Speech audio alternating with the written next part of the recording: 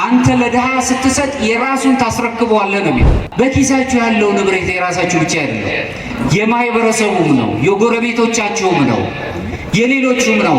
እነሱም እድል ቢያገኙ ወጥተው ማግኘት የሚችሉበት ነገር ተገድቦባቸዋል። የግል ማንነታችን ራሱ ጥያቄ ውስጥ ነው ያለው። ማንነት አሁን ተፈቶ ያላለቀ ነው። እንደ ክርስትና ከሄድን እኔ ገሌ ነኝ ማለት የምንችልበት ቋንቋ ካለን ሰው ነን። በአዳም ኃጢአት ምክንያት የወደቅን ሰውነታችን ወድቆ የነበረ ለሰውነታችን ሞገስ ሰጠው። እሱ ግን በመስቀል ላይ ሆኖ ደመግቦ አልነበረም ነው የሚለን መጽሐፍ።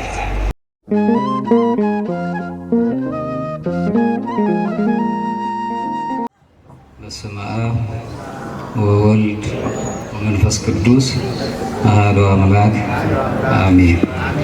ክርስቶስ ተንሥአ እሙታን አሰሮ ለሰይጣን ሰላም ኮነ። ቸርነት የባህሪ የሆነ አምላካችን እግዚአብሔር ስላደረሰን ስሙ የተመሰገነ ይሁን። የተከበሩ የዚህ ታላቅ ካቴድራል የስብከተ ወንጌል ክፍል ኃላፊ መምህር ኤልያስ፣ እንዲሁም በየማይረጋችሁ የማላቃችሁ ሁላችሁንም ካህናት፣ ዘማሪያን፣ ወጣቶች፣ ሰንበት ትምህርት ቤት ተማሪዎች፣ ምዕመናት ቸርነት የባህሪ የሆነው አምላካችን እግዚአብሔር ለዚህ ሰዓት ስላደረሰ ስሙን እያመሰገንን እንደተለመደው ስብከታዊ ነገር አይደለም እናቀርበው። ምናልባት በደንብ ብትረዱኝ ብዬ ስለማስብ ትምህርታዊ ይዘት ያሉ በተወሰነ መልኩ የኦርቶዶክስ እሳቤን የሚገልጽ ወቅታዊ የሆነ ትምህርትን ለማቅረብ ነው። እንግዲህ እግዚአብሔር ያስተምረናል። እንደው ጊዜው የዘመነ ትንሣኤ ብርሃን ያየንበት የሞት ጥላ ተገፎ ሕይወታችንን በትንሣኤው የተገለጸበትና ሁልጊዜ ክርስቲያኖች የምናስበውን ሕይወት የምንኖርበትንና ፍጹም የሆነ ከእግዚአብሔር ጋር የምንገናኝበት በተለይም ደግሞ ኦርቶዶክሳውያን ሱታፊ አምላክ በግሪክኛው ቴዎሲስ ከሚባለው ጋር የምንገናኝ ስለሆነ ያንን የምናስብበት ስለሆነ ከዛ ጋር በተያያዘ መልኩ ጊዜውን ይዘን በተወሰነ መልኩ የቤተ ክርስቲያን ትምህርትን ለማየት እንሞክራለን። እንደው እንደ መነሻ ያህል ግን ብርሃንም በጨለማ ይበራል፣ ጨለማም አላሸነፈውም። የወንጌላዊው ዮሐንስ ምዕራፍ 1 ላይ ከቁጥር 5 የተጻፈውን ኃይለ ቃል ይዘን ከጨለማ ወደ ብርሃን የእኛ የትንሣኤ ነፍስ ጉዞን የምንመለከትበትን ነገር እናያለን። ምክንያቱም ትንሣኤ ነው። ትንሣኤያችን በነፍስ የምንጓዝበት፣ በተለይም ደግሞ ኦርቶዶክሳውያን ሥጋ የሚባል ነፍስ ያለን መንፈስ ያለን ተስልስታዊ ሂደቶች ያሉበት ነው። ከዚህ የተነሳ በሥጋ ብቻ የምንደሰትበት ብቻ ሳይሆን በነፍስና በመንፈስ ደግሞ የምንረጋጋበት ሁልጊዜ ከእግዚአብሔር ጋር ግንኙነት እንዲኖረን የሚያደርግ ኃይለ ቃል ስላለው በዚሁ ቃል ሁላችንም እንደው ብትከታተሉኝ ማጸናለሁ። ኃይሉን ጥበቡን እግዚአብሔር ይግለጽልን። ብርሃን ራሱ በጨለማ ይበራል፣ ጨለማውም አላሸነፈውም። ብርሃን የተባለ አምላክ ትንሣኤ ክርስቶስ ጨለማው ዓለም አላሸነፈውም ነበር። የኛ የጨለማ ኑሮ ወይም ሞት የተባለው ጥላ አላሸነፈውም ነበር። እዚህ ላይ ወንጌላዊው ሲጽፍ የህይወት ጉዟችን በተለይ ክርስቲያኖች ህይወት ጉዟችን የሚጀምረው በምን አይነት መልኩ እንደሆነ ያሳየናል። ከጨለማ ወደ ብርሃን መሄድ፣ ትንሣኤያችንን ማብሰር። እግዚአብሔር ራሱ ወደዚህ ዓለም የመጣው ለእኛ በጨለማ ለምንኖር ሰዎች ጨለማውን ገፎ ብርሃኑን ሊሰጠን ስለሆነ ትንሣኤያችንን ሊያከብርልን ስለሆነ ወደዚህ ዓለም ሲመጣ አክብሮን ነው። ሰውነት ክቡር ስለሆነ በሰውነት ውስጥ ትልቅ ነገር ስላለ በመጽሐፍ ቅዱስ ውስጥ እንዳየነው እንደምናነበውም ጨለማ ማለት ቁሳዊውን ነገር ብቻ አይደለም የሚያሳየው፣ ይልቁንም በኃጢአት የወደቀውን ዓለም በፍርሃትና ከእግዚአብሔር ጋር የተለየውን ዓለምም ያሳስበናል። ከእግዚአብሔር ጋር አንድ ያልሆነው ዓለም ጨለማን ነው። ሌላ ነገር የሚያሳይ ነገር አይደለም። ነገር ግን ይህ ጨለማ የመጨረሻ ድልም አይደለም። በጨለማ ውስጥ ድል ተደርገን አንቀርም። የአዳም ልጆች በሙሉ በአምላካችን በኢየሱስ ክርስቶስ ሁላችንም የትንሣኤ ባለቤቶች ሆነናል። ስለዚህም ብርሃን ክርስቶስ ስለመጣልን ብርሃኑን ድል አድራጊ ስለሆነ ጨለማ ጊዜው ገድቦት በብርሃን ተተክቶ ሄዷል። ደስ ብሎን እንኖራለን። ነገር ግን እነዚህ የሰው ልጆች የነፍስ ጉዞን ስንመለከት ከመጽሐፍ ቅዱስ አንጻር ሲታይ ከጨለማ ወደ ብርሃን፣ ከሞት ወደ ትንሣኤ እንዲሁም ደግሞ ከመለየት ወደ እግዚአብሔር አንድነት ወይም ሱታፊ አምላክ ወይም አማልክት ዘበጸጋ ወደሚለው ሕይወት ውስጥ እንጓዛለን። የነፍስ ጉዟችን እሱ ስለሆነ የመጨረሻ ግባችን እሱን ስለሚያሳየን፣ ይህም ደግሞ የሥነ ምግባር ማሻሻል ብቻን የሚያሳይ ሳይሆን በክርስቶስ ትንሣኤ ላይ የተመሰረተ ልዩ ፋሲካችን ወይም ደግሞ ደስታችን የተበሰረበት ወቅት ስለሆነ ክርስቲያኖች በዚህ ደስ እያለን እንሄዳለን። የሰው ልጅ ምንም እንኳን በእግዚአብሔር አርአያና አምሳል ቢፈጠርም በመንፈሳዊ ጨለማ ውስጥ መንፈሳዊ በሚመስል በተዘበራረቀ ጨለማ ውስጥ ባስተን በሞት ጥላ ውስጥ እንኖር ነበር። ጨለማ ማለት ይኸውም የሥነ ምግባር ድካምንም የሚያመለክት ነው። ይልቁንም ከሕያው ከእግዚአብሔር በራቅን ቁጥር ጨለማ ይወርደናል። አሁን ባለንበት ሰዓት ራሱ ነፍስ የምትፈልገው ነገር አላት። አንድነት ስናጣ፣ ከሰዎች ጋር በህብረት መኖር ሲጎልብን፣ የፍቅር ማጣት በዓለም ላይ ሲሰፍን ሁልጊዜ በጨለማ ውስጥ እንመላለሳለን። ሊቃውንቱ ሲያስረዱ ፍቅር ማለት በልቦና ላይ የተተከለ የመውደድ ኃይል ነው ይላሉ። ፍቅር አሁን በዓለም የሚነገረው የፍቅር ትርጉም በክርስትናው ከሚነገረው እጅግ የተለየ ነው። ፍቅር ዘላለማዊ የሆነ ሕይወትን የሚሰጠን የሕግ ሁሉ ፍጻሜ መሆኑን እንረዳለን። ስለዚህም ነው እንግዲህ ሐዋርያው ቅዱስ ጳውሎስ በኤፌሶን መልእክቱ ምዕራፍ 5 ከቁጥር 14 ላይ ሲናገር እናንተ ይለናል በነፍስ ጉዞ ወደ ትንሣኤ የምንሄደው አንተ የምትተኛ ንቃ፣ ከሙታን ተነሳ፣ ክርስቶስም ያበራልሃል ብሎ የነፍሳችን መንገድ ብርሃን ክርስቶስ መሆኑንና ካለንበት ቦታ ነቅተን በተለይም ሁልጊዜ የሚነሱት ነገሮች ነቅተን እንድንሄድ ሁልጊዜ የሚያስፈሩ ነገሮች ስላሉ ብቃት እንዲኖረን የሚያደርግ ቃል ይናገራል። ይህ ጥሪ የቀረበው ስጋዊው ከሆነ ለሞት የተሰጠንበትን ዘመናችንን ጨርሰን እንዲሁ ደግሞ በጣም በሚያስጨንቅና ስብራት በገጠመው ዓለም ላይ ስንኖር ብዙ የተመሰቃቀሉ ነገሮች ነው የምናገኘው። ከዛ በምድር ላይ ያለውን ሕይወታችንን ተመልክተን በኃጢአት በደረዘዘችው ዓለም በፍትወታት ወይም በስጋ ፈቃዳት ውስጥ በምንመላለስበት እንዲሁም ደግሞ በከበደ የነፍስ ክብደት የስጋ ክብደት የገጠመን በዚህ ስንኖር መለኮታዊ ምንጭ የሆነውን የእግዚአብሔርን ቃል በብርሃን ተጎናጽፈን ነፍሳችን የብርሃን ትንሣኤ መንገድ እንድትሄድ ሁልጊዜ ቅዱስ መጽሐፍ ይጋብዘናል፣ ይጠራናል።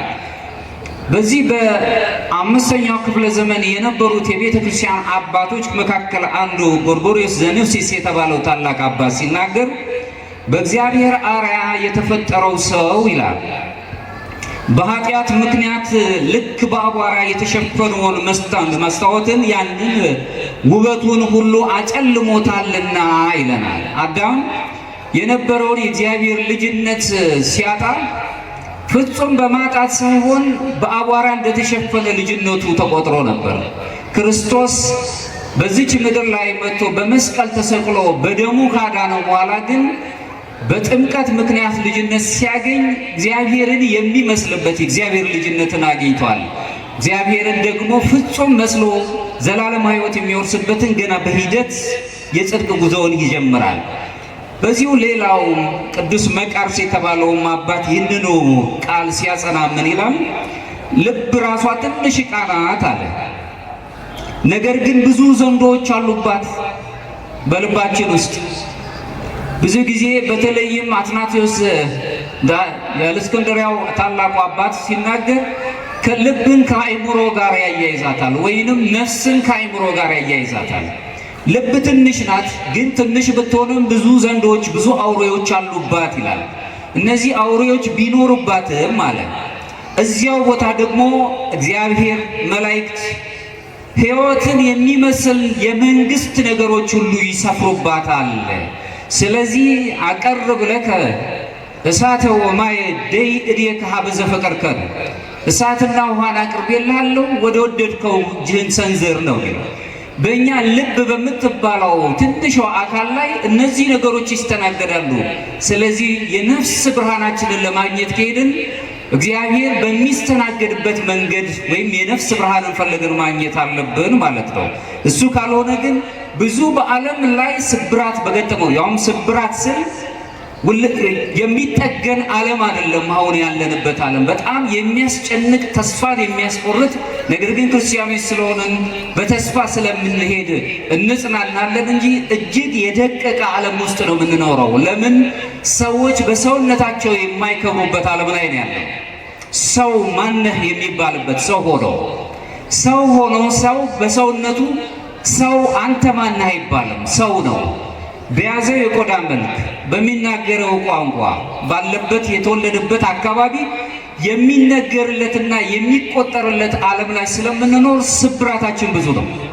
ለመጠገን በጣም በሚያስቸግር ሁኔታ ላይ ያለን ሀገራችን ብቻ አይደለም፣ በሌላውም ዓለም በብዙ መከራ ውስጥ ስለምንኖር ስቃያችን የሰፋ ነው የሚሆነው። ይህንን ስንመለከት ግን አሁንም የነፍስ ብርሃናችን ትንሣኤን ጉዞ ስንጀምር የተዘበራረቀውን ዓለም እየዘነጋን ሰማያዊውን ዓለም እያሰብን እንሄዳለን። ለዚህም ነው እንግዲህ በመላእክት በእግዚአብሔርና ሕይወትን በሚገልጽ መንግሥተ ሰማያትን በምታሰብ ንጹሕ በሆነች ልብ ውስጥ በምንመላለስበት ጊዜ እግዚአብሔር እኛን ይጎበኘናል። ስለዚህ ምርጫችን መልካም መሆን አለበት ማለት ነው። ስለዚህ የሰው ልብ በራሱ የጦር ሜዳ አውድማ ሆኗል ማለት ነው። ትላልቅ አውሬዎች ያሉበት በዓለም ላይ ብዙ ፍላጻዎች ያሉበት እንዲያውም ደግሞ ብርሃንን የሚሰጥ የእግዚአብሔር መንግሥት የሚሰፍርበትና እግዚአብሔር ራሱ የሚገለጽበት። ስለዚህ በእነዚህ በደግና በክፉ መካከል ጥልቅ ትግልና ጦርነት አለ። የሰው ልጆች አሁን የምንኖረው በዚህ ጦርነት ውስጥ ነው። ከዚህም ብዙ ጊዜ የምናየው ጨለማን ስንመለከት ብዙ ጊዜ ከስቃይ ጋር የምናያይዘው ነው። የወደቀው የሰው ልጅ ሁኔታን ያሳየናል። አዳም የወደቀበትን ሁኔታ ስንመለከት ጨለማ ድቅድቅ የሆነ ተስፋ የሌለው የሚያስመስል ድቅድቅ ያለ ጭላንጭል ነገሮችን ማያሰብ ነው የሚሆነው። ጨለማ ዝም ብሎ ወይም ግዑዝ ብቻም አይደለም፣ ይልቁንም ንቁ የሆነ መዛባትን በውስጣችን መፍጠር የሚችል ኃይል አለው ጨለማ በራሱ። ነገር ግን ኦርቶዶክሳውያን በተለይም ደግሞ በግሪክኛው ኖንስ ተብሎ የሚታወቀው አይነ ልቦና ወይም የአእምሮ መገለጥ ብለን የምናውቀው ምኞታችንንና ፈቃዳችንን መግዛት ስንጀምር ከዚህ የተሰበረውና ድቅድቅ ካለው ጨለማ ውስጥ ከተዛባውና እኛን ከሚያሰቃየን ጨለማ የመውጣት ኃይልን እግዚአብሔር አምላካችን ይሰጠናል። በዚህ ምክንያት ነገሮች በግልጽ ማየትም በትክክል መውደድም ወይም በነፃነት መንቀሳቀስ አንችልም። ጨለማው ስንኖር ምንጊዜም የጨለመ ነገሩ ስናስብ ተስፋ ስለሌለን ስለ ራሳችን ጥቅም ብቻ ነው የምናስበው። እኔና ራሴ ብቻ ነው የምንለው። ሌላውን ነገር የማሰብ ጊዜ አይኖረንም። በዚህ ምክንያት ዓለም ስብራት ውስጥ ትወድቃለች፣ ሰዎች ይመሰቃቀላሉ፣ ቤት ይፈርሳል፣ ልጆች ይቸገራሉ፣ አገር ትጨነቃለች። የአንድ ቤተሰብ መፍረስ የቤተ ክርስቲያን የአገር መፍረስ ምክንያት ይሆናል። ትንሿ ቤት ማለት ቤተሰብ የምንለው ትንሿ ቤተ ክርስቲያን ናት። የቤተ ክርስቲያን ምሳሌ ሆና የምትቀርብ ናት። ለዚህም ነው እንግዲህ ይህ ታላቁን አደጋ ስንመለከት ብርሃንም በጨለማ ይበራል ጨለማም አላሸነፈውም የተባለ ጨለማ ያላሸነፈው የብርሃን አምላካችን ኢየሱስ ክርስቶስ ከኛ ጋር እንዲሆን ልባችን ሁልጊዜ የነፍስ ትንሣኤያችንን የሚናፍቅ መሆን አለበት ማለት ነው። ትልቁ አደጋ ብርሃን አለመኖሩ አይደለም የእግዚአብሔር ቤተሰቦች። ትልቁ አደጋ ግን ብርሃኑን ራሱ አለማወቅ ነው። በብርሃኑ ውስጥ አለመኖር በራሱ ትልቅ ችግር ነው። ዓለም ብርሃኑን አያውቀውም። ምክንያቱም እሱ ብርሃን ብሎ የሚገልጸው ሰዋዊ የሆነውን የተገለጸውን ብርሃን ነው። ይህ ብርሃን ግን ያልተፈጠረ ረቂቅ የሆነ እኛ ሁላችንም በ13ኛው ክፍለ ዘመን የተነሳው ሳይመን የተባለው የነገረ መለኮት ምሁር ሲናገር እኛ ወደ ተፈጠርንበትና ወደ ተገኘንበት ወደ አልተፈጠረው የብርሃን ፍላጭ ወደ እሱ እንመለሳለን በማለት ይናገራል። ለዚህም ነው እንግዲህ ቅዱስ አትናቴዎስ ዘእስክንድርያ ሲናገር ሰዎች ዘላለማዊ ነገሮችን ትተው በዲያብሎስም ምክር ወደ ጥፋትም ነገሮች በመዞራቸው ለራሳቸው በመሰብሰብና ጥፋትም ምክንያትም ስለፈለጉ ጨለማ ውስጥ መኖርን ወደዱ ይለናል። በጨለማ ውስጥ ሰው የሚኖረው በራሱ ከሰው በራቀ ቁጥር ሰው ብቻውን ይሆን ዘንድ መልካም አይደለም ነው ያለው እግዚአብሔር። ሰዎች ከሰዎች ጋር የሚኖሩት ሰዎች ሐሳብ አላቸው። ሁሉም ሰው ሐሳብ አለ። የማወቅ ነፃነት ተሰጥቶናል። ይህ የማወቅ ወይም አይምሮ ግዛን የምትባለው ለሁሉም የታደለች ነው። ሰው ክቡር ነው፣ ንዑድ ነው። ለዚህም ነው በፍልስፍናው ዓለም የሌሉ የነገር መለኮት ትምህርት ብዙም ያልተረዳቸው ዓለም በጣም የሚያደንቃቸው ማዘር ትሬዛ የሚባሉ እናት የወደቀን ሰው ሳይ የክርስቶስን ስቃይ ይመለከታሉ ይላሉ። ሰው የደካማውን ሰው ቁስል የክርስቶስ ስቃይ አድርገው ተክተው ይመለከታሉ። ሰው የእግዚአብሔር ምሳሌ ነው። በተለይም ደግሞ በዚህ በቤተ ክርስቲያናችን ስዕላት ትምህርት ላይ ወይም ደግሞ አይኮሎጂ በሚባለው የትምህርት ጥናት ላይ ሰዎች በራሳቸው በአይኮን ኦፍ ክራይስት ተብለው ነው የሚጠሩት። የክርስቶስ ምሳሌዎች ብለው ነው የሚታወቁት። ሰዎችን ስንንቅ አምላካችንን እየናቅን ያለነው። ሰው ክቡር ነው፣ ረቂቅ ነው፣ ምስጢራዊ ሕይወት ያለው ነው። በተመሳሳይ መልኩ አሁንም በአምስተኛው ክፍለ ዘመን እስከ ሰባተኛው ክፍለ ዘመን ላይ የሚታዩት አባቶች መካከል አንዱ መክሲሞስ የተባለው የምስክር አባት የሆነው ታላቅ የቤተ ክርስቲያን ጸሐፊ ሲናገር ምን ይላል? ክፋት የሚጀምረው የነፍሳትን ኃይላት ያለ አግባብ በመጠቀም ነው ይለናል። ክፋት በራሱ የሚጀምረው በልባችን ውስጥ የሚጸነፉ ነፍሳትን ያለ አግባብ ስንጠቀማቸው። ክርስቲያኖች ሁልጊዜ ጥንቅቆች መሆን አለብን። በተለይ ኦርቶዶክሳዊ ሕሳቤያችንን ማንቃት አለብን። ሁልጊዜ አልቃሾች ያለ መሆን ያለብን። ተሻግሮ ማየት የሚችል በተለይም በግሪክኛ ፍሮኒማ የሚባለው ይሄ ርቆ ያለ የሚታይ አሁን ካለንበት ነገር ጊዜው ያልፋል፣ ጨለማዎች እንደ በብርሃን ይተካሉ፣ ብርሃን መጥቶ ያሳልፈናል ብለን የምናስብ ብዙ በየቤቶቻችን ጨለማ የሆኑ ነገሮች ይኖራሉ። ብዙ ያስጨነቁን ነገሮች ይኖራሉ። እነዚህ ሁሉ ተጠቅልለው ያልፋሉ። ብርሃን የሚባል ተስፋ አለን፣ እግዚአብሔር ክርስቶስ መድኃኒታችን ኢየሱስ ክርስቶስ። ስለዚህ ነፍሳችን ያንን ትንሣኤ የምትናፍቅ መሆን አለበት። ጨለማ በብዙ መልኩ ይመሰላል። ከትህትና ፈንታ ትዕቢትን፣ ከመለኮታዊ ፍቅር ፈንታ ለራስ ጥቅም ብቻ መቆም። አንዳንድ ጊዜ የሀገራችን ሰዎች ሲናገሩ እገሌ ራስ ወዳድ ነው ይላሉ። ሰውማ ራሱን አይወድም። ራሱን ቢወድ ኖሮ ሌላውንም ይወድ ነበር። ለዚህ ነው አፍቅር ቢጸከ ከመነፍስከ፣ ራስን በምትወድበት የመውደድ ቋንቋ ሌላውንም ውደድ እያለ የሚነግረን። ሰው ራሱን ወዳድማ ቢሆን ወንድሙን፣ ጎረቤቱን፣ ሌላው ይቅርና ጠላቱንም መውደድ ይጀምር ነበር። በነገረ መለኮት ትምህርት ሰዎች ለራስ ጥቅም ብቻ መቆማቸው ነው ትልቁ ኃጢአት።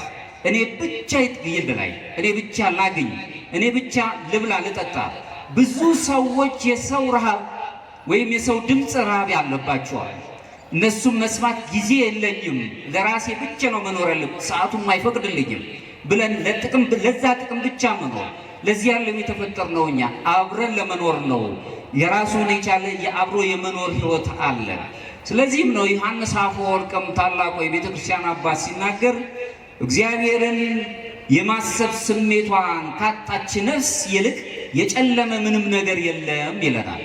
እግዚአብሔርን ከማሰብ ሁሉ እሱን ሁልጊዜ እያሰበች ከምትለምን የተቆጠበች ነፍስ የበለጠ ምንም ጨለማ ነገር የለም።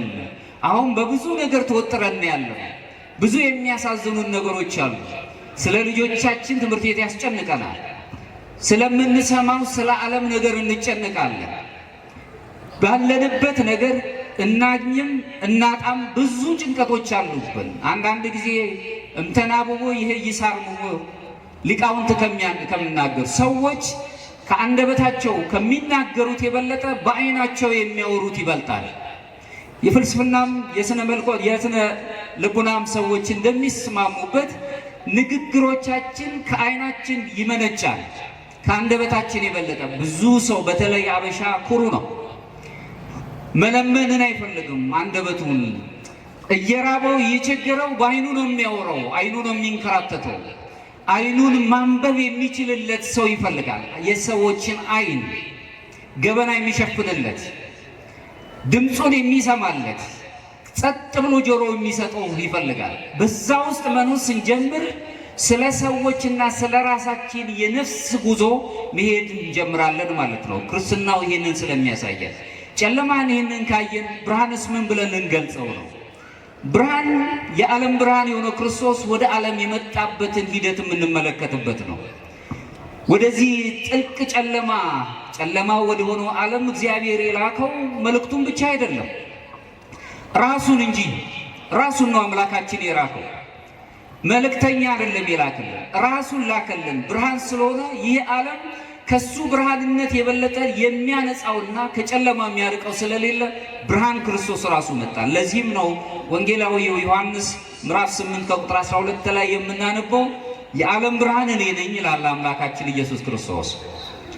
የሚከተለኝ የሕይወት ብርሃን ይሆንለታል እንጂ በጨለማ አይመላለስም ይላል። ስለዚህ እሱን ስናገኝ በጨለማ ውስጥ መኖር እናቆማለን። ብርሃናችን ራሱ መድህን ክርስቶስ ነው። ሰው መሆኑ አምላካችን ብርሃን የተባለው ክርስቶስ ሰው መሆኑ በሰውነት በምስጢረ ሥጋዌ መገለጡ እንደ ትጉህ ወይም እንደ ንጋት ጎህ የሚታይ ሲሆን ትንሣኤው ደግሞ የፀሐይ ሙሉ በሙሉ የመውጣት ምሳሌ ሆኖ ነው የምናየው። እሱ ሙሉ በሙሉ አምላካችን መገለጡን የምንመለከትበት። ለዚህም ነው አስክንድርያው ታላቅ አባት ቅዱስ አትናቴዎስ ሲናገር ምን ይላል?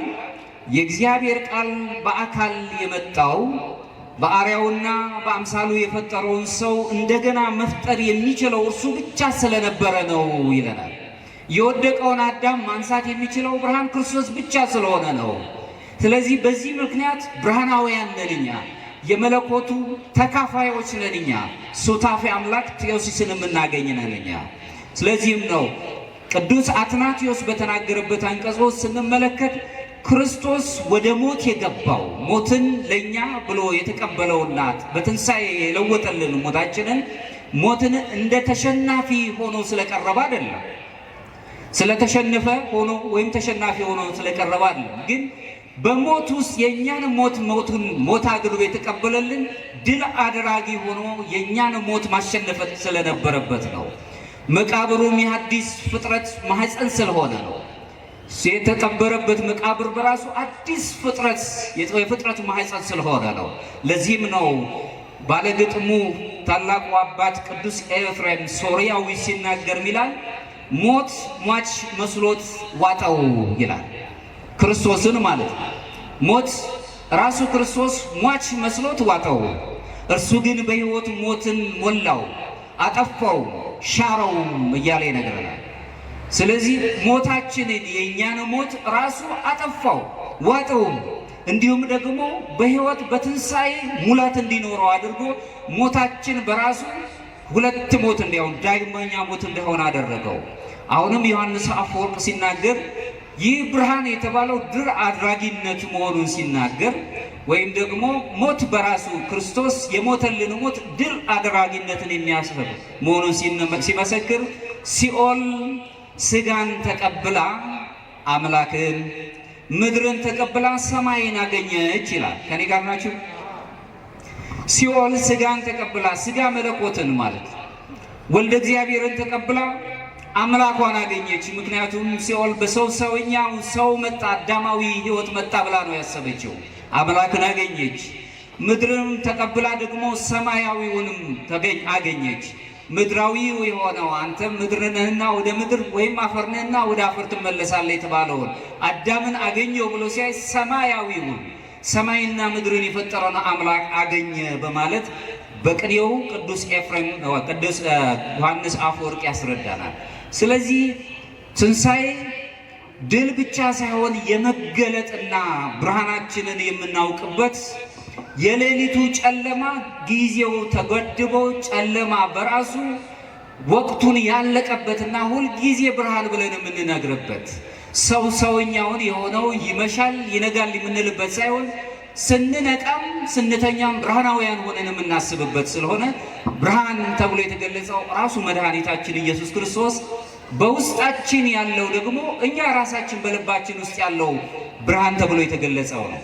ሌላው የህይወት ጉዟችንን ስንመለከት ምክንያቱም በነፍስ ህይወት ውስጥ ነው መሄድ ያለብን ያለው የህይወት ጉዟችንም በነፍስ ውስጥ ከሞት ወደ ህይወት የምንሄድበት ነው። ከሞት ወደ ህይወት ትንሣኤያችንን የምናበስርበት ዘመን ነው አሁን ያለነው። በየጊዜው ትንሣኤያችንን እንገልጻለን፣ እንናገራለን። ግን ቆም ብለን ማሰብ አለብን። ሁሌ የትንሣኤ ሰዎች እንድንሆን። ትንሣኤ ከኛ ውጪ ያለ ታሪክ ብቻ አይደለም፣ መቅረትም የሌለበት አይደለም። ይልቁንም የኛ የውስጣችን የሰው ልጆች የውስጣችን እውነታ ታሪክ መገለጫችን።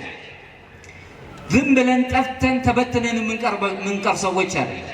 በአብዛኛው ትመለከቱ እንደሆነ ጩኸት ይበረክታል፣ ለቅሶ ይበረክታል፣ ያለ ብዙ ስቃዮች አሉብን። ነገር ግን ከስቃይ በኋላ ግን ሌላ ደግሞ መልካም ነገር እንደሚገጥመን ሁልጊዜ ብርሃን አምላካችንን ይዘን ጉዛችንን ወደፊት እናስባለን። ስለዚህም ነው ብርሃነ ዓለም ቅዱስ ጳውሎስ ሲናገር ሮሜ ምዕራፍ 6 ከቁጥር 4 ላይ እኛም በክርስቶስ ትንሣኤ አዲስ ሕይወትን ይዘን እንኖራለን፣ በጥምቀት ከእርሱ ጋር በሞቱ ምን ተቀበርን እያለ ይናገራል። ምሳሌያዊ በሆነ የምስጢራተ ቤተ ክርስቲያን ተካፋዮች እንድንሆን ይጋብዘናል። በሱ ሞት ስንጠመቅ የሱን በሞቱ እንመስለዋለን። ስንነሳም ተጠምቀን ስንወጣም ደግሞ በትንሣኤው ባለቤቶች ሆነን እሱን እንመስላለን። ይህ ጉዞ በትውፊት 3 ደረጃዎችን ያስገነዝበናል። አዎ በነገረ መለኮት ትምህርት ውስጥ ኦርቶዶክሳዊ መንፈሳዊነት የሚባል ትምህርት አለ። በዚህ ውስጥ 3 ደረጃዎች አሉ።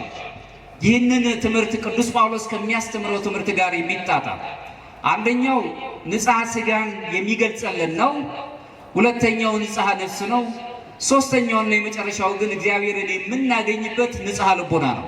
እዛ ደረጃ ላይ ቅዱሳኑ ደጋጎቹ ይደርሳሉ። ጉዟችን እሱን መሆን ካልቻለን አሁንም በተሰበረው ዓለም ላይ እንዲሁ ተበትለን እንድንቆይ የሚጋብዘን ሆኖ ነው የምናገኘው። ከዛም እግዚአብሔር እንዲያወጣን መጸለይ አለብን። የመጀመሪያው ደረጃ ላይ ንቃት ያስፈልገናል። በንስሐ መጽሐፈ መነኮሳት ስለ ንስሐ ሲያነሳ ንስሐ ተውበት ጸጋ እንድህረ ጸጋ ማሪሳቅ ሲነግረን ንስሐ ማለት በጥምቀት ካገኘነው የይቅርታ በር ሁለተኛው በር ነው፣ የይቅርታ በራችን ነው ብሎ ይነግረናል። ከእግዚአብሔር ጋር የምንናገርበት ንስሐ የመጀመሪያዋ የብርሃን ጮራችንም ናት፣ እግዚአብሔርን የምናገኝበት። ንስሐ ማለት መናዘዝ ብቻ አይደለም። ንስሐ ማለት በፊት በሰራነው ኃጢአት ዳግመኛ ላለመስራት ቃለ መሐላ መፈጸም ማለት ነው። ወይም ንስሐ ማለት ፍጹም ምስክርነትን መግለጽ ማለት ነው። ወኩን መሃይምነ እስከ ለሞት ይለናል። በእምነት እስከ መጨረሻው ድረስ ከሕቅታችን ድረስ የታመንን መሆን አለብን። በንስሐችን ውስጥ እግዚአብሔር አምላካችንን እንመሰክራለን፣ ደግ ነገር ስላደረገልን፣ ብርሃንን ስለሰጠን። ንስሐ ተስፋን መቁረጥን ሳይሆን ተስፋ የተሞላበትን ሐዘን አለበት። በንስሐ ውስጥ ሐዘን አለው፣ ደስ የሚያሰኝ ስቃይም አለበት። የስቃይ ደስታ እንዴት ነው ልትሉኝ ትችላላችሁ። ስቃይ አይቀርም አለ። በምድር ላይ እስከምንኖር ድረስ ስቃይ አለ። ነገር ግን በንስሐ ስንኖርና በብርሃኑ ስንኖር ይህ ስቃይ ደስ እያለን ነው የምንካፈለው። ቅዱሳኑ በስቃይ ውስጥ ቢኖሩም ተጋድሎ ቢኖርባቸውም ታቅቦ ቢኖሩም ደስ እያላቸው ነው የሚሄዱት። የእነሱ ልጆች ስለሆነ ነው እናስባለን። ይህም መላ የሰው ህልውና ወደ እግዚአብሔር በማዞር ፍጹም የሆነውን ህይወት የምንኖርበት ኑሮ ስለሆነ መጀመሪያ ሰዓት ላይ ክርስቲያኖች ጥንቁቅ ሆነን መንቃት አለብን። የነቃን መሆን አለብን። ነገሮች ሲመጡ ብቻ መጫው የለብንም። አልፈን ተርፈን ማሰብ አለብን። ሊከናወኑ የሚችሉት ነገር የኦርቶዶክስ ጩኸት በዓለም በርክቶ ነው ያለው። ይህ የሚሆነው ስሪቶች ስላሉ ያለማፈር የምንናገረው ነገር እነዚህ ነገሮች ካሉ ሁሌ የጾህን የሚያስጮሁትን ክፍሎች ማስደሰት የለብንም። ተሻግረን መሄድ አለብን። ስቃዩን እንደ መልካም ነገር ተጠቅመን ወጣቶችን ተስፋ ማሳየት ይጠበቅብናል። ቅዱስ ይስሐቅ ሶርያዊው ሲናገር ገነት የእግዚአብሔር ፍቅር ናት አለ። ንስሐም የዚች ገነት ደጅ ናት በማለት ይነግረናል። የእግዚአብሔር ፍቅር ናት ንስሐም ገነት በራሷ፣ ንስሐ ደግሞ የዚች ገነት ደጅ ናት ብሎ ይነግረናል። ንስሐ ልብን የሚያነጻ ንጹህ የሚያደርገን አሁንም ወደ ንጽሐ ሥጋ የሚያቀርበን በተለይም ደግሞ በዚህ በንጽሐ ሥጋ ላይ ስንጀምር በእምነት ነው የምንጀምረው። በኋላም እግዚአብሔርን ወደ መፍራት እናድጋለን። በንስሐ እንቆማለን። ራስን ወደ መግዛት እንቀርብና ንጹህ ልብ ያለውን የርኅራኄ ነገር ገንዘብ እናደርጋለን። በዚህ ውስጥ እንድንኖር እድሉን ይሰጠናል። ንስሐ በራሱ በውስጣችን የሚጀምረው ልዩ ትንሣኤ አለው፣ ብርሃን አለው። ንስሐ የሚገባ ሰው ፍጹም የሆነ የትንሣኤ ባለቤት ነው የሚሆነው። ትንሣኤችን ከንስሐ ላይ ቆጥበን አይገባም። ሁልጊዜ እግዚአብሔርን ማሰብ የምንችልበት ከእግዚአብሔር ጋር የምንኖርበት በተለይ እዚህ በፍጥሞ ደሴት ውስጥ ወይም ማንታቱስ የሚባለው ደሴት ውስጥ የሚኖሩ መነኮሳት አባቶች በዕለቱ ውስጥ ምንም ነገር ቢሆን እንኳን ኪሪያ ላይሶን አቤቱ ይቅር በለን እግዚኦ መሐረነ ክርስቶስን በደቂቃ ውስጥ አያቆሙትም። ቆመውም ተነስተውም ተኝተውም ይጸልዩታል። ምክንያቱም በውስጣቸው ሰርቶ የገባ ስለሆነ ምንጊዜም ከእግዚአብሔር ጋር አቤቱ ይቅር በለን፣ ሁልጊዜ ከሳሾች ራሳቸውን እንደ ኃጢአተኛ እየቆጠሩ ይቅር በለን፣ አቤቱ ይቅር በለን ሁልጊዜ ይጸልዩታል። በጣም አጭር ጸሎት ብለው አባቶቻችን የሚጠሩት ይሄ ነው። በተለይም ደግሞ ንጹሕ ጸሎት ተብላ ትጠራለች። ንጹሕ ጸሎት ብለው ጥንት የቤተ ክርስቲያን አባቶች ከሚያነሷት ጸሎት አንዱ የክርስቶስ ጸሎት ተብላ የተገለጸችው ኪሪየ ለይሶ እግዚኦ መሐረነ ክርስቶስ ብላ የምትጠራ ናት። በዚህ ውስጥ ይኖራሉ። ዮሐንስ ዘሰዋስው ተብሎ የሚታወቀው ታላቁ አባት ሲናገር ምን ይላል? ንስሐ የተስፋ ልጅ ናት፣ ተስፋ የቆረጡ የሚጠፉባት፣ እንዲሁም ደግሞ የሕይወት መንገድን ለሚናፍቁ ደግሞ ሕይወትን የምትሰጥ ናት በማለት ይነግረናል። ትንሣኤን ስናስብ ነፍሳችን ወደ ትንሣኤ ጉዞ ስትሄድና ኢየሱስን ወይም እግዚአብሔርን ወደ መምሰል ፍጹም እግዚአብሔርን ወደ መምሰል ስንቀርብ ሁልጊዜ የምናስበው ነገር ምንድን ነው? በንስሐ እግዚአብሔርን እያሰብነው አቤቱ ይቅር በለን። በሥጋ ተቸግረናል፣ በነፍስ ግን ሕይወትን እንድናገኝ ብዙ በሥጋ ላይ የጎደሉብን ነገሮች አሉ። ያገኘ ራሱ ብዙ ጎሎበታል። ያገኘ የሚመስለው አሁን ለእናንተ ብዙ አግኝተዋል ብላችሁ የምታስቧቸው ሰዎች በቤታቸው ብዙ የጎደለ ነገር አላቸው። ያንን የጎደለው ነገር እግዚአብሔር እንዲሞላውና በነፍስ በብርሃን እንድንሄድ ሁልጊዜ የንስሐ ሰዎች እንድንሆን ካሰብን የሕይወት ጉዟችንን አስተካክለን ማለት ነው።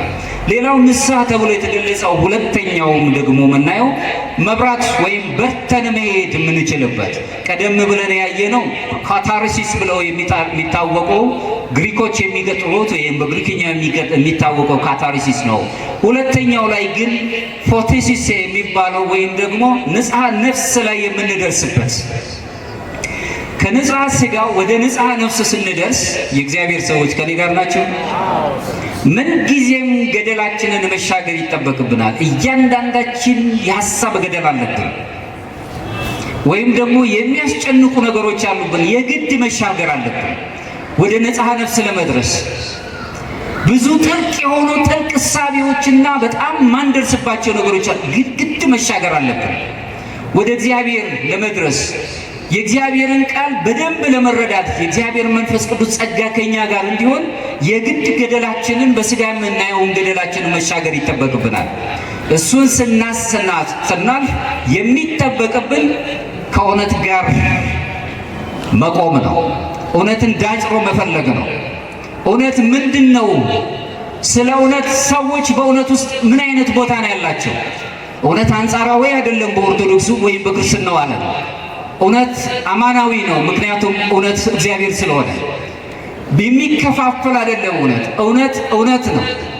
በእውነት ውስጥ መኖር ስለምንችል እውነትን የምንናገር በእውነት መኖር ስንጀምር ያን ጊዜ እግዚአብሔርን በምናገኝበት የንጽሐ ነፍስ ሕይወት ውስጥ ንጹሕ ጸሎት የምትባለውን ነገር ገንዘብ ማድረግ እንጀምራለን። ንጹሕ ጸሎት ማለት አበው ሊቃውንት አባቶቻችን ቅድም እንደተናገርኩት ከሚያስቀምጡት በተለይም ሐዋርያን አበው ቀደምት ሐዋርያን አበው የገለጹት ንጹሕ ጸሎት ማለት ምንም ቃላት ሳያወጡ ዝም ብሎ መጸለይ ማለት ነው። ማለት ምን ማለት ነው? ምናልባት ብዙ ጊዜ ተናግሬዋለሁ። የራሴው አንድ መምህር ሜትሮፖሊታን ካልሶስ ወይ ይህንን ቃል በደንብ ያስታውሰናል። በእድሜው ገና ሕፃን ሆኜ ሳለ ይላል፣ ከኔ ጋር ናቸው፣ ሁለት አረጋውያን ወደ ቤተ መቅደስ ለጸሎት ሲገቡ አየሁ ይላል። እነዚህ አረጋውያን ሁለቱም ወደ ቤተ መቅደስ ሲገቡ በአንድነት ገቡ። አንደኛው ግን ፈጥኖ ወጣ፣ ጸሎቱን ጨርሶ ማለት ነው። ያ ጓደኛው አረጋዊ ግን እጅግ ረጅም ሰዓት ወስዶ ከብዙ ሰዓት በኋላ ተነስቶ ይወጣል። ቀደም ብሎ የወጣው ሰው አረጋዊው አባት እግዚአብሔርን ምን ያህል የምትጠይቀው ነገር ቢኖር ነው ይህ ሁሉ ሰዓት ፈጅተ የወጣኸው አለው። ዘግይቶ የወጣው አባት ሲናገር ምን አለ? አይ ምንም ነገር የምጠይቀው አልነበረኝም። ታዲያ ሁሉ ሰዓት ምን ታደርግ ነበር? ቤተ መቅደስ ውስጥ ገብቼ ቁጭ ብዬ እግዚአብሔርን ሳየው። ከኔ ጋር ናቸው። እግዚአብሔር እኔን እንዲያይን ስፈቅድለት፣ እግዚአብሔር እኔን ሲያይ ውስጤን ሲመረምር፣ እኔም እሱን ሳየው ቆይቼ ጊዜን ጨርሼ ወጣሁ አለው። ያቺ ናት ፍጹም ጸሎት ነው በመጽሐፉ ላይ ያስቀመጠው። ፍጹም ጸሎት ማለት እግዚአብሔር እንዲያየን መፍቀድ ማለት ነው። ማነበብ አይደለም። ንባቡ አያገለግልም እያልኳል። እግዚአብሔር እንዲያየን እሱን እንድናይ ማየት የምንችልበትን ኖንስ ወይም አይነ ልቦናችንን አንቅተን ማሳየት ማለት ነው።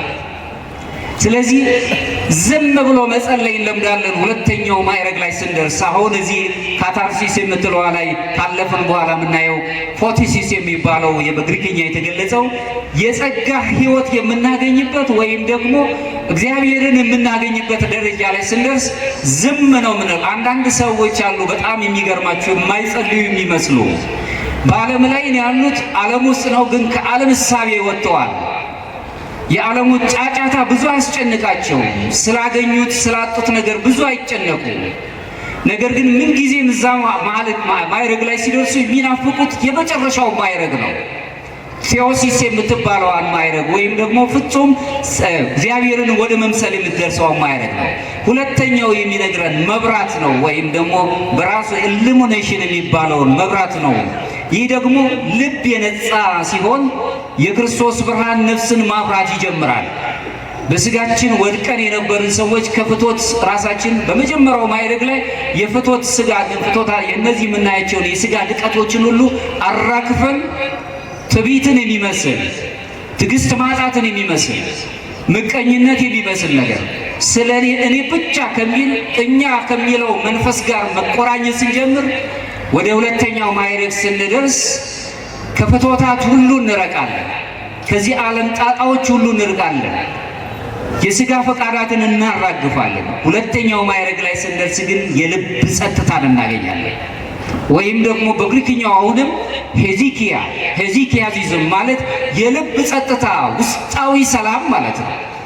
ውስጣዊ ሰላም በሌለው ሰብዕና ውስጥ አገር ትተራመሳለች፣ ትቸገራለች። ቤተሰብ ይጨነቃል፣ ሕፃናት ይቸገራሉ። ሰላም ከራስ ስለሚችል ለዚህም ነው ይስሐቅ የተባለው ቅድም የገለጽኩት ቅዱስ ይስሐቅ ሶርያዊ ሲናገር አንተ ከራስህ ጋር ታረቅ፣ ሰማይና ምድር ከአንተ ጋር መታረቅ ይጀምራሉ ይላል።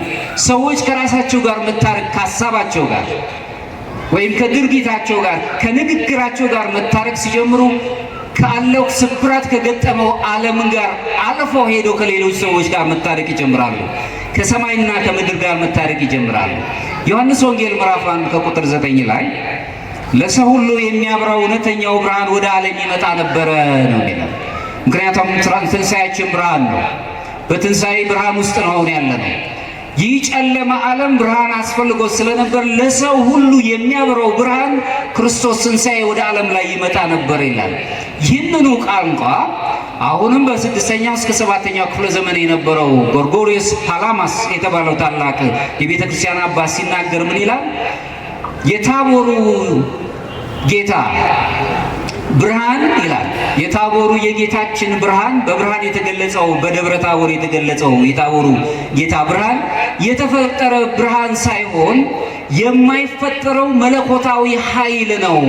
ስለዚህ የሰው ልጆች ያንን ገንዘብ የምናገኝበትን አማልክት ዘበጸጋ የሚያሰኘንን የብርሃን ጸጋ ይሰጠናል በማለት ያስረዳናል። ይህ ማለት በጾምና በጸሎት እንዲሁም በቤተ ክርስቲያን ምስራት በተለይም ደግሞ በቅዱስ ቁርባን አማካኝነት ምዕመኑ በዚህ መለኮታዊ ብርሃን ውስጥ ተካፋዮች እንሆናለን። ካህናቱ ተካፋዮች እንሆናለን። ግልጽ ነኝ? ይረዳችኋል? ግልጽ ነኝ ወይ? ስጋውን ስንቀበል ደሙን ስንቀበል የአማልክት ዘበጸጋ የሚያሰኝንን መንገድ እያዘን እንሄዳለን። ከሱ ጋር ከመለኮታዊ ኃይል ጋር ተካፋዮች እንሆናለን። ሁለተኛ ጴጥሮስ ላይ ምዕራፍ 1 ከቁጥር 2 ላይ ቅዱስ ጴጥሮስ የገለጸልን የመለኮት ተካፋዮች ትሆናላችሁ ያለው እሱን ነው። ሶስተኛው ግን ቴዎሲስ ብዬ የገለጽኩት አንድነትን፣ ህብረትን ነው የሚያሳየው። ብርሃን ብለን ስንመለከት የህይወት ጉዟችን ሁሉ በእነዚህ ነው የሚመለከተው። በአንድነት ብቻ ሳይሆን ማዕከላዊ አድርጎ የሚሄደው ሁሉንም ማዕከላዊ። ምክንያቱም ቤተክርስቲያን የሁላችንም የምእመናን አንድነትን የምትለካ ስለሆነ በዛ ውስጥ የምንኖር ነው የሚያለው። አንድነት ወይም ቴዎሲስን ገንዘብ እናገኛለን። ይህ ደግሞ ግቡ ዋናው ተራ የስነ ምግባር ማሻሻልን ማምጣት አይደለም። በስነ ምግባራችን የተሻሻለ ነገሮች እንድንኖር ማድረግ አይደለም። ከዛ በላይ ነው ማሰብ የምንችለው። ከእግዚአብሔር ጋር መዋሃድን፣ ከእሱ ጋር በህብረት መኖርን፣ ህይወታችንን ደግሞ በሱታፊ አምላክ ተሳታፊ እንዲሆንና ከመለኮቱ ጋር እግዚአብሔር ወደ ፈቀደልን እግዚአብሔርን ወደምንመስልበት ዓለም መቅረብ ማለት ነው። ይህ የክርስቲያኖች የኦርቶዶክሶች የትንሣኤ ጉዞ ተብሎ ይጠራል። ሶስቱ ከስጋ ድቀት የምንወጣበት ንጽሐ ስጋ፣ እውነትን ዳጭረን የምናገኝበት ንጽሐ ነፍስ፣ በኋላም እግዚአብሔርን መስለን የምንኖርበት ደግሞ ንጽሐ ልቡና ተብሎ ይጠራል። በዚህ ውስጥ እንኖራለን። ለዚህም ነው አትናቴዎስ ዘእስክንድርያ አሁንም በታዋቂው ልዩ በሆነው አነጋገሩ ሲናገር ምን ይላል? ሰዎች አማልክት ዘበጸጋ ይባሉ ዘንድ እሱ አምላክ ወልደ እግዚአብሔር ኢየሱስ ክርስቶስ ሰው ሆነ ብሎ ሰውነታችንን አከበረው። ከኔ ጋር ናችሁ? በጣም በሚደንቅ ሁኔታ ክርስቶስ መስቀል ላይ ሆኖ ውበት ያልነበረን በአዳም ኃጢአት ምክንያት የወደቅን ሰውነታችን ወድቆ የነበረ ለሰውነታችን ሞገስ ሰጠው። እሱ ግን በመስቀል ላይ ሆኖ ደመግቦ አልነበረም ነው የሚለን መጽሐፍ። ምክንያቱም እኛ ወድቀን ነበር፣ ቆሽሾ ነበር ሰውነታችን፣ ነፍሳችን ተቸግራ ነበር። ያውም ደግሞ እግዚአብሔርን የምንመስልበት አርአያችንን አምሳያችን ተጨማዶ ነበር። እሱ በመስቀል ላይ ሆኖ ደም ተሰልቦ በደም ታጥቦ በነበረበት ጊዜ ተሰቅሎ እኛን ከፍ ባለበት ተራራ ላይ ተሰቅሎ ደም አፍስሶ ውበታችንን መለሰልን። ሰዎች ክቡራን ናቸው። የእግዚአብሔር ቤተሰቦች ደም የተከፈለላቸው ናቸው። አንትሙ ታቦቱ ለእግዚአብሔር ነው የተባለ የእግዚአብሔር ቤተ መቅደሶች ናቸው ነው የሚለን። ለዚህ ነው የእግዚአብሔር ቤተሰቦች የእኛ ማንነት ጥያቄ ውስጥ ነው ያለው። ሰው ማነህ ብሎ ይጠይቃል። የግል ማንነታችን ራሱ ጥያቄ ውስጥ ነው ያለው።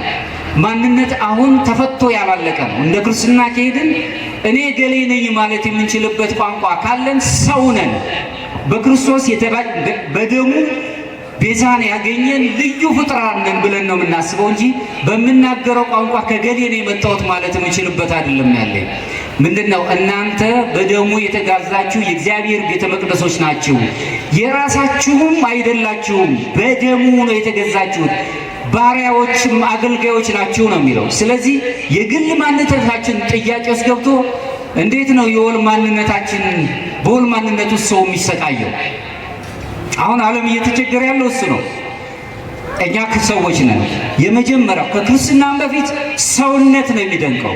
ለዚህም ነው ቅዱስ ዮሐንስ አፈወርቅ ሲናገር አንተ ለድሃው ስትሰጠው ይላል ጎጡን፣ ጾታውን፣ ሌላው ይቅርና ሃይማኖቱን ብለህ አትስጠው፣ ስም ብለህ ስለ ክርስቶስ ብለህ ስጠው ነው የሚለው።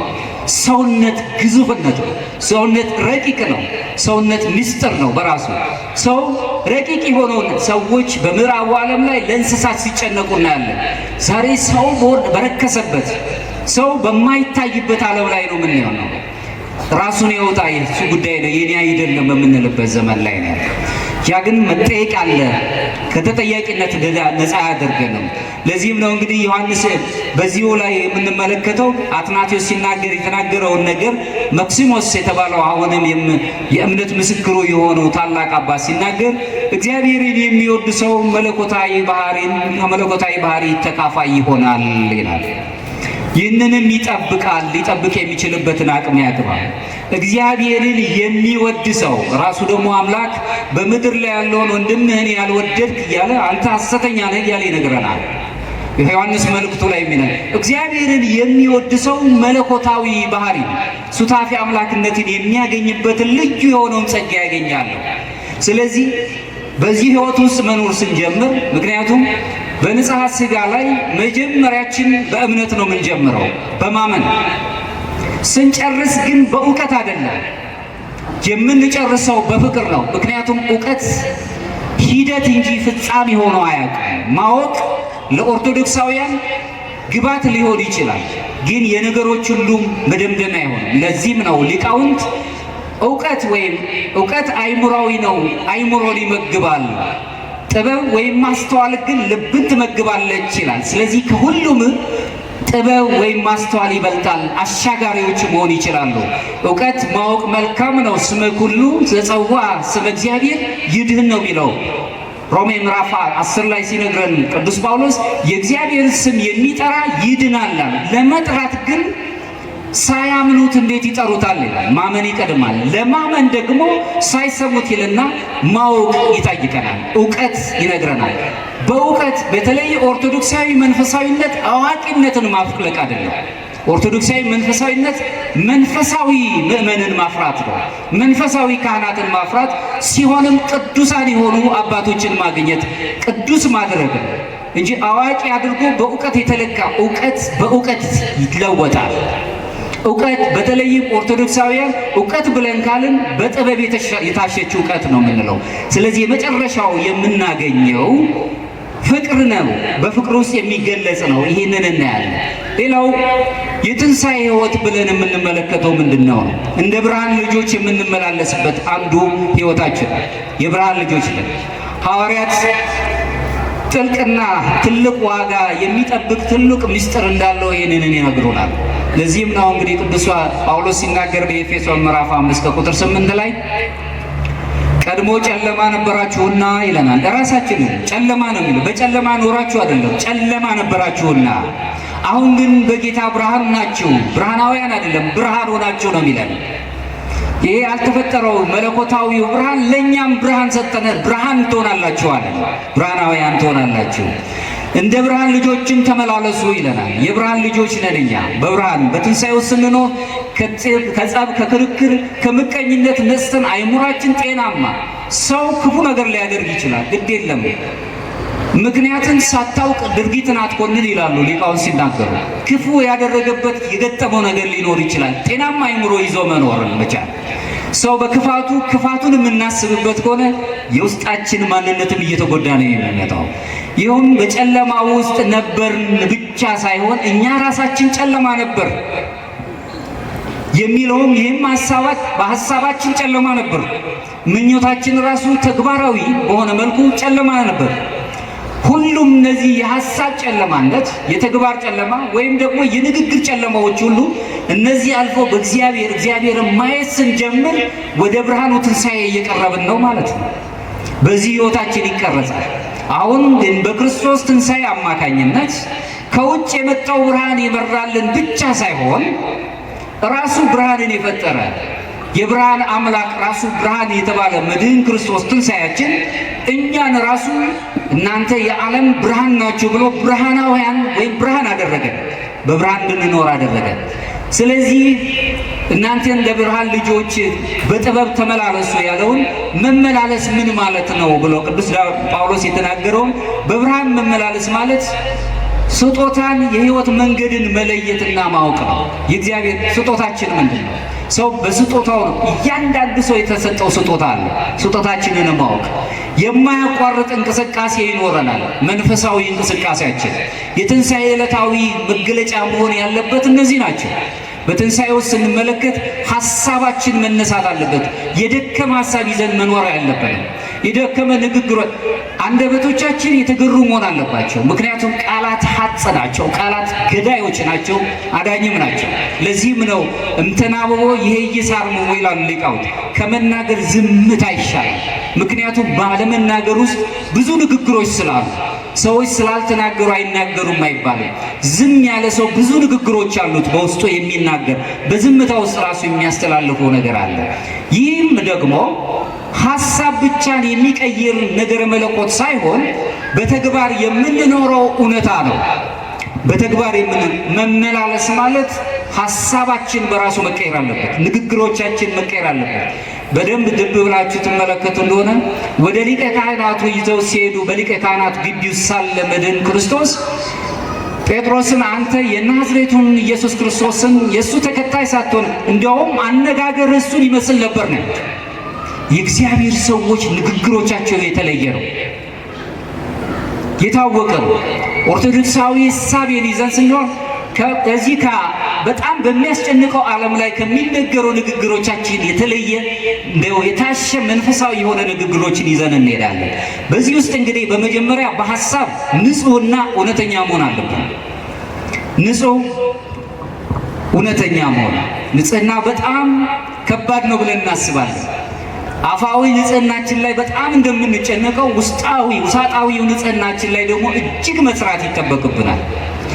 የብርሃን ጉዞ የሚጀምረው በአእምሮ ውስጥ ወይም በመንፈሳዊ የማስተማር ክፍል ውስጥ ኑንስ ተብላ በምትታወቀዋ አይነ ልቦና ተብላ የምትታወቀዋ በዚህ ውስጥ ነው በብርሃን ጉዞ የምንጀምረው። ሁለቱ ደቀ መዛሙርት ይሄ ኢያሪኮ ላይ የሰማናቸውን የኤማሁስ መንገደኞችን የሰማናቸው ክርስቶስ አብሯቸው ሲሄድ ሳለ አላወቁትም ነበር። ማዕዳቸውን ባርኮ ቆርሶ ባልቶ ከነሱ ጋር ማዕዳቸውን ካከበረላቸው በኋላና ከተሰወራቸው በኋላ ግን አይናቸው ተገለጠ ይላል።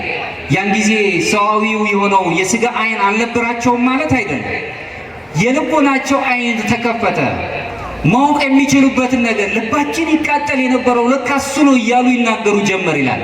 የሰው ልጅ አይኑ የብርሃን አይኑ ወይም ደግሞ የአይነ ልቦናችን መገለጽ ሲጀምር የሰው ኃጢአት አያሳስበንም። የሰው ኃጢአት አይደለም የሚታየን፣ የራሳችን ክፋት አሳስቦን ወደ ንስሐ እንድንቀርብ ነው የሚጋብዘን።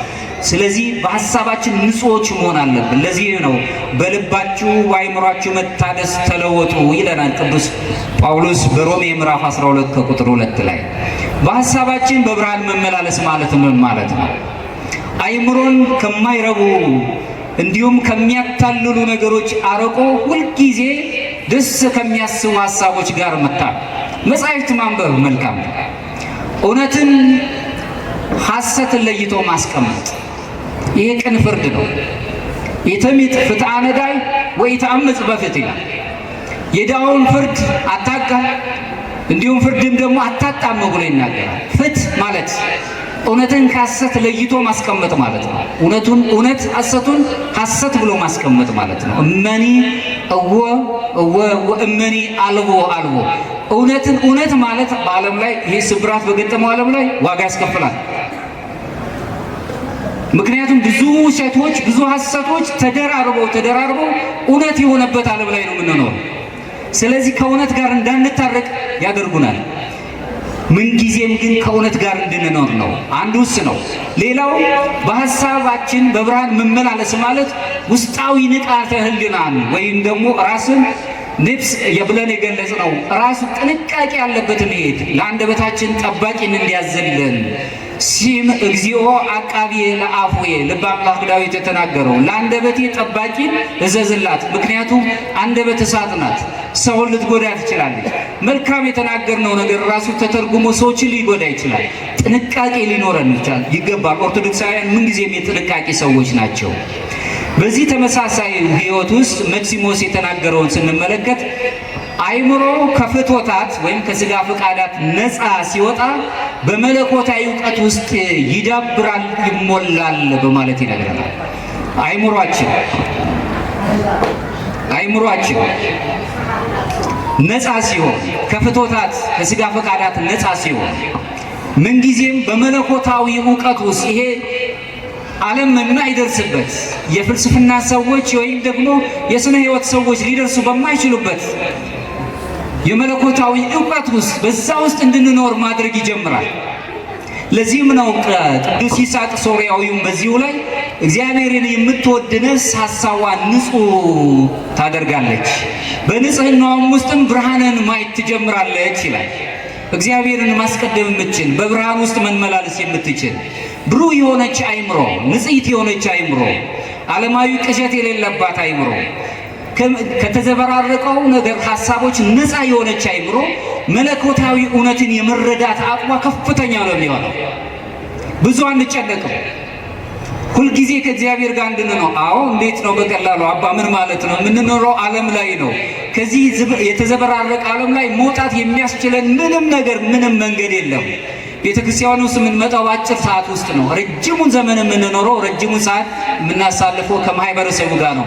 እንዴት አድርገን ራሳችንን ልናነጻ እንችላለን? ይሄ ነው ትግላችን፣ ይሄ ነው መስቀላችን።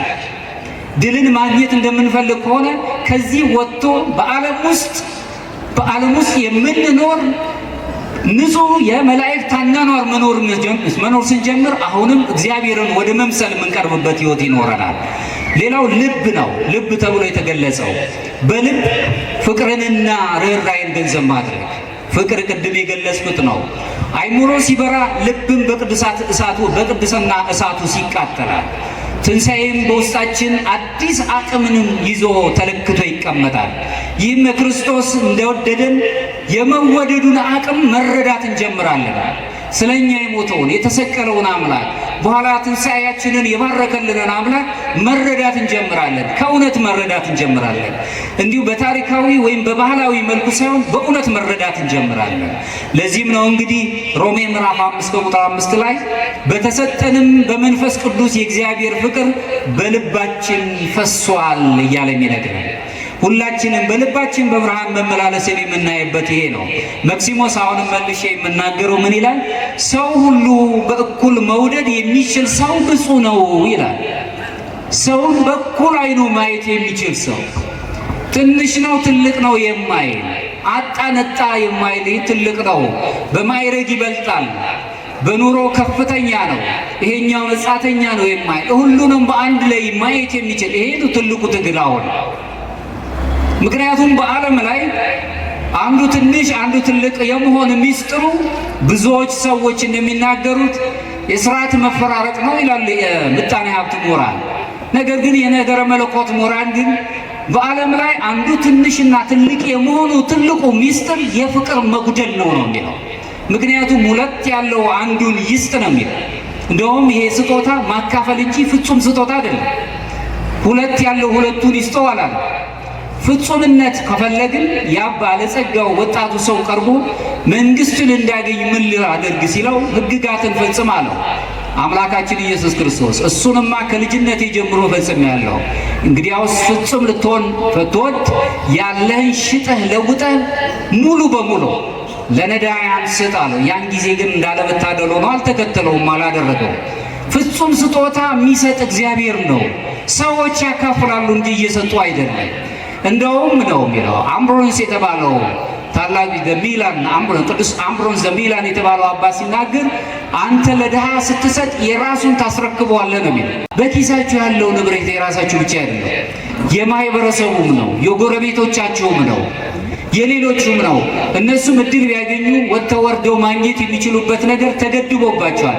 ስለዚህ የጋራ የሆነውን ጥቅም ለግል አድርጋልና የራሱን ታስረክበዋለህ ነው የሚለው። ቅዱስ ይስሐቅ ሶርያዊ መልሶ መሐሪ ልብ ማለት ስለ ፍጥረት ሁሉ የሚቃጠል ልብን አግኝቶ መኖር ማለት ነው። ምንም አይነት ጉዳት ሲደርስበት መስማት ወይም ማየትም አይችልም። የራሱን ብቻ አይደለም፣ ሰዎች ሲቸገሩ እንኳን ማየት አይፈልግም። ፍጹም ልብ ያለው ሰው ማለት ነው። ሶስተኛ ላይ የማነሳው በተግባር ጽድቅንና ምሕረትን መውደድን ማየት አለብን። በተግባር የምንወዳቸው ዮሐንስ አፈወርቅ እዚህ ላይ የክርስቶስ አካልን ማክበር ትፈልጋላችሁን ብሎ ይጠይቀናል። ከኔ ጋር ናችሁ? የክርስቶስን አካል ትንሣኤያችንን ማክበር ትፈልጋላችሁን አለ። ወዲያውስ እርቃኑን ሆኖ ሲያልፍ ቸል አትበሉት። ከኔ ጋር ናችሁ? ክርስቶስን አካሉን ማክበር የምትፈልጉ ከሆነ እርቃኑን ሲሄድ ቸል አትበሉት ማለት በመካከላችን ያሉት ወገኖቻችን የክርስቶስ ነጸብራቅ ናቸው ማለት ነው። ከኔ ጋር ናችሁ? ለዚህ መልሶ ዮሐንስ አፈወርቅ ሲናገር ምን ይላል? በደገኛይቷ በር ላይ በቤተ ክርስቲያን በር ላይ ተቀምጦ ክርስቶስን ካላየው በመንበሩ ላይ ክርስቶስን አላገኘኸውም ብሎ ይነግረናል። ተስማማላችሁ? ከኔ ጋር ናችሁ? ምክንያቱም ከነዚህ ለታናናሾቹ ያደረጋችሁት ለኔ ያደረጋችሁት ያለን አምላክ ማለት ነው። ነዳያንን ማሰብ ብድራትን ማቆየት ነው። ክርስቶስን ማሰብ ብርሃናችንን ማሰብ ማለት ነው። ወደ ማጠቃለያው ቢሄድ መልካም ነው። እንግዲህ ሁላችንም የክርስቶስ ትንሣኤ እንዲሁ የምናስበው ታሪካዊ ክስተት አይደለም። ትንሣኤን አከበርን ደስ አለን የትንሣኤው ባለቤቶች ብለን የምናስበው የባህል አስተዋጽኦ አይደለም፣ ክስተትም አይደለም። ይልቁንም እያንዳንዳችን ምናምን ሁላችንም የምንጠራበት የምንቀረጽበት የምንለወጥበት ሕያው የሚያደርገን የሕይወታችን ጉዞ ነው። ትንሣኤ ባለፈው ዘመን ብቻ የታጠረ ወይም የሚነገር አይደለም። በአሁኑ ጊዜም የሚጠራንና ወደ ዘላለም ሕይወት የሚወስደን ልዩ መንገዳችንና አሁንም ክፍት የሆነ በሕይወታችን ሁሌ እንድንነሳ የሚያደርገን እውነተኛ ጥያቄያችን አሁን ክርስቶስ ተነስቷል ወይ ነው ወይስ ክርስቶስ እኛ ወደ ትንሣኤው ገብተናል ወይ የሚል ጥያቄ። ክርስቶስ ተነስተዋል ወይ ዓለም የሚጠይቀው ነው፣ ኢአማናውያን የሚጠይቁት። የእኛ ጥያቄ እሱ ነው መሆን ያለበት ወይስ እኛ ወደ ትንሣኤው ገብተናል ወይም ቀርበናል ወይ ነው ጥያቄው።